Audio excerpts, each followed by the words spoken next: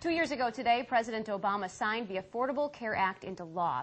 The bill works to reform health insurance and health care. It's being implemented in phases that will stretch through the next 4 years, but an upcoming court ruling could put a stop to the law. News 8's Carrie Vick joins us with a local reaction to it.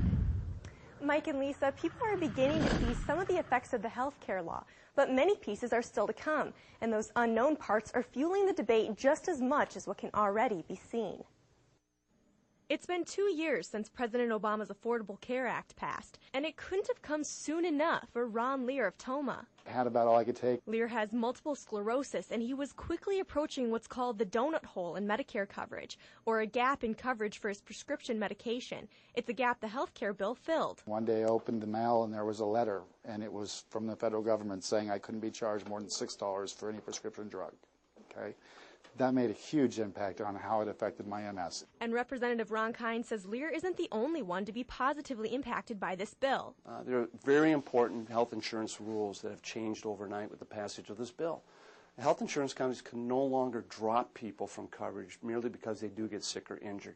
That was a common practice for a lot of private health insurance companies. But the bill has many pieces, and it faces opposition.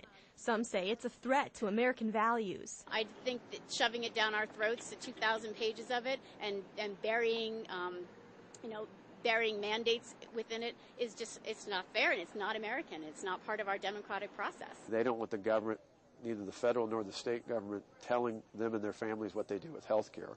And there's still a lot of concern in that regard, too. Governor Walker says the law makes some small business owners worried about how it will affect them. It's probably, if not the top, it's one of the top things I hear that has made small business owners hesitant to add more jobs, is their concern about what the true impact will be. And while Lear is a supporter of the bill, he says there is still work to be done. It's not an ugly bill. We need to eliminate the garbage out of it. Take out the trash, keep what's right.